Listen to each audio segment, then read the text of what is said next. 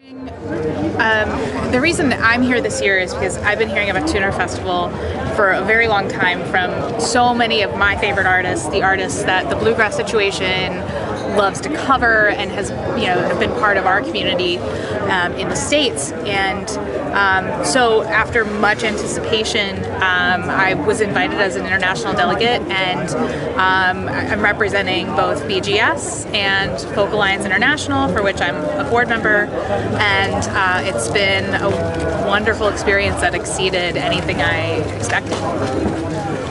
What I think is really exciting about the music that I've heard here in the past couple days is that with what we do with BGS, we have an editorial platform that we can present these artists to American and international broader audiences and our online community. And then hopefully, once we've introduced those bands to artists, we can bring them into the fold of some of our growing international stages. And it's, what I have seen here has given me such an incredible deep dive into the Danish and Scandinavian music scene that I'm really excited to take that home.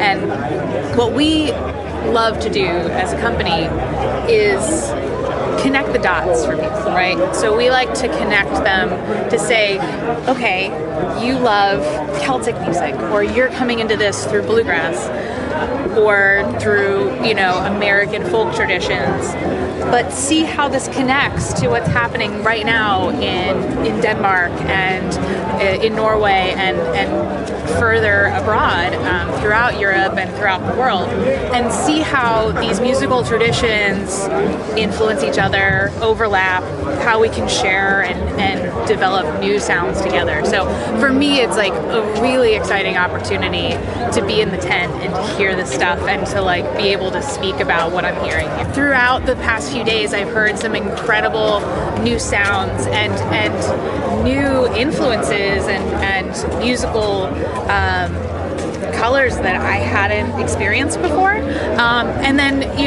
also hearing things that are vaguely familiar but a totally different spin on them, and so it was really exciting for me to see and I'm totally blanking on the name, I'm so sorry, the first band that we saw that did the sea shanties, forgetting their name, but the first band that we saw here, I was reading about them in the program, and it's like Danish takes on sea shanties. And if you read that, I think there's a lot of different ways you could interpret that and think that it's going to go. And what I saw was incredibly new and fresh, and even though it was these ancient songs, I was hearing them in a completely new way.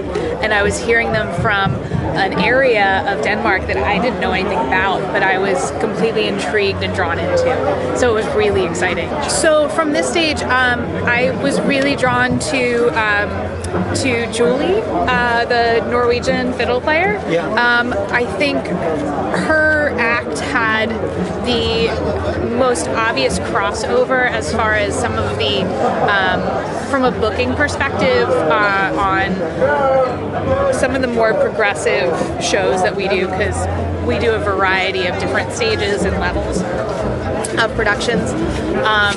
I can see her playing with, acts like Aoife O'Donovan or Sarah Jarosz, or some of these American female acoustic acts who she clearly overlaps with and has the musical ability of.